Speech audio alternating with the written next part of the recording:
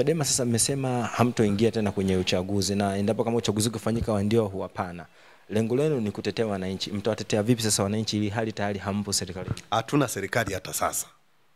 Kwa nini unasema? Hatuna mbunge, hatuna mwenyekiti wa serikali ya mtaa. Hapo wakishona kina John Heche. Hawako bungeni. Kwa John Heche atabaki kuwa John Heche hata baada ya uchaguzi wa mwaka 2025. Yanachokwambia ni kwamba hatuna viongozi kwenye vyombo vya uwakilishi vya serikali. Tumeishi hivyo tangu mwaka 2020. Unaona? Hatukuwa na mbunge 2020. Of course tulipewa Aida Kenani, mbunge Nkasi Kaskazini, mwenye wakajitafuta wale akina Halima Mdee na wenzake ambao chama kiwatambui mpaka leo na hawana manufaa yote, kwa na ndio maana hujawahi kumuona Halima Mdee West Bulaya amefanya ziara ya chama cha demokrasia na maendeleo tangu amekuwa mbunge. Kwa nini? Kwa sababu aliingia mgogoro na chama chake kwa namna alivyoingia bungeni. Kwa tunaamini, sisi tunaamini na hili kabisa watu walisikie kwamba agenda tulizonazo ni agenda za wananchi. Na kwa sababu ni agenda za wananchi, wananchi wataendelea kutuunga mkono. Ama tuna mbunge ama tuna mbunge. Kwa sababu tumesimamia kule waliko. Angalia turnover ya watu wanaoenda kupiga kura leo. Mwaka uchaguzi uliopita walikuwa wamejiandikisha watu milioni 20 kitu, lakini waliopiga kura ni milioni 14, sio 13. Kwa hiyo unakuta 50% ya watu waliojiandikisha wataenda kupiga kura. Hiyo tu ina connotate kwamba kuna shida kwenye mifumo yetu ya uchaguzi. Watu hawana imani tena na uchaguzi wa nchi yao. Na mwaka huu kama wataforce sisi tunasema kutakuwa na uchaguzi, lakini kama wataforce turnover itakuwa chini zaidi, labda wapike matokeo kama walivyopika 2020. Itakuwa chini zaidi. Sasa sisi kwa sababu tuko na wananchi wataendelea kutuona kwamba sisi ni watu sahihi, tunawaunga mkono kwenye agenda zao. Kama baba wa taifa alivyowahi kusema, chama ambacho kitadharau maoni ya wananchi kitalia kilio ambacho hakuna mtu wa kukinyamazisha. Sisi tuko na wananchi. Na ushahidi tu wa kwamba tuko na wananchi, unaona sasa hizi tunaendelea na kampeni ya tone tone. Watu wanatuchangia, chama kinaendeshwa. Kinajiendesha vizuri kabisa kwa michango ya wananchi. Mimi leo nimepata message hapa kwamba malipo kesho yatafanyika. Kwa leo nimeshaweka salio hapa, ikifika kesho inakatwa moja kwa moja kwa malipo ya kujirudia, inaenda makao makuu kuchangia chama. Kwa utaratibu huu tutaendelea nao, na kwa sababu tuko na wananchi tunaamini chama chetu kitaendelea kuishi hata kwa miaka 5 ijayo, given kwamba tuna hoja za wananchi. Lakini mngeingia serikalini huenda ndio mngepata nguvu kubwa zaidi, maana yake ya kufanya mabadiliko, maana yake tayari mkiwa ngazi ya bunge mna maamuzi ya kuzipinga sheria ambazo zilikuwa zinapitishwa.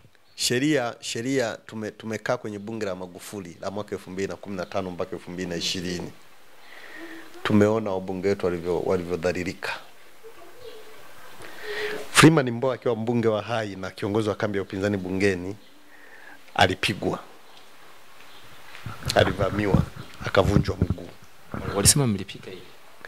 Tundu Lissu, basi tulipika na kwa Tundu Lissu kupigwa risasi. Anatoka bungeni alipigwa risasi.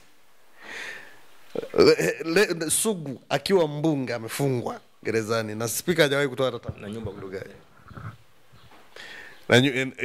Na hizo nazosema hizo. Hizo sasa nimeona physical attack, yani mashambulio moja kwa moja kwa mtu.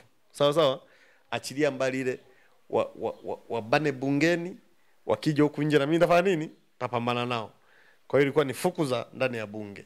Lema amefukuzwa, amekaa nje ya bunge hilo karibu mwaka mzima. Unafungiwa vikao tu. Mtu akisema hivi anakalishwa chini, anazuiwa kuzungumza. Sasa bunge la namna hiyo ndio tunataka kwamba wabunge wetu tena wanaenda kaadhirike. Na tunao hakika gani kama tutapata wabunge kwa mifumo hii ya uchaguzi? Kwa mimi nafikiri agenda kubwa saizi ni kupambania mifumo ya uchaguzi. Na kwa sababu hiyo ni agenda, na ninaendelea kurudia kabisa kwamba ni agenda ya wananchi. Wananchi wanaitaka, wananchi wanaiunga mkono. Imani yangu na imani ya chama chetu ni kwamba bado tutaishi kwenye matakwa ya wananchi kwa sababu tuna agenda zao. Na nikwambie tu kwa kumalizia kwenye hii hoja ni kwamba angalia reaction ya wananchi wengi baada ya kusaini zile kanuni za maadili. Chama gani hata kwenye mitandao ya kijamii kimepongezwa na chama gani kimesemwa vibaya? Sisi kwa saidi yetu tumepongezwa sana. Kwa unaona kabisa kwamba tunaishi matakwa ya wananchi. Na kwa sababu tunaishi matakwa ya wananchi tutadumu. Kwa sababu tunaishi na agenda yao. Na mwisho kabisa unawaambia nini sasa wafuasi na wanachama wa Chama cha Demokrasia na Maendeleo? Hoja yangu ni pale pale, tukiunge mkono chama. Niwaambie tukiunge mkono chama kwenye mambo mawili. Jambo la kwanza, kwa mwanachama ambaye hajajiunga kwenye mfumo wa kuchangia chama kwenye kampeni ya tone tone, ninamshauri sana, na hususani wanachama wangu wa mkoa wa Tabora kujiunga. Tukichangie chama, tukiendeshe chama kwa michango yetu. Kuna wakati tumenyanyaswa sisi kama chama na serikali ya CCM kwa sababu tu tulikuwa tunapokea ruzuku. Ruzuku inatoka serikalini. Kwa tukiwa na chama ambacho kina uwezo wa kujitegemea na kuendesha programu zake bila kuiangalia serikali, tutakuwa na chama chenye nguvu sana. Lakini pia kwenye dhana tu ya kukichangia chama, inakupatia wewe umiliki wa chama, kwamba na mimi ni sehemu ya hiki chama. Kwa jambo la kwanza ni kukiunga mkono chama kwa kuchanga na kujiunga kwenye kampeni ya tone tone, kutoa kidogo kidogo. Lakini la pili, tunakiungaje chama? Tukiunge chama kwa kuwapokea na kujaa na kuwasikiliza viongozi wetu wanapokuja.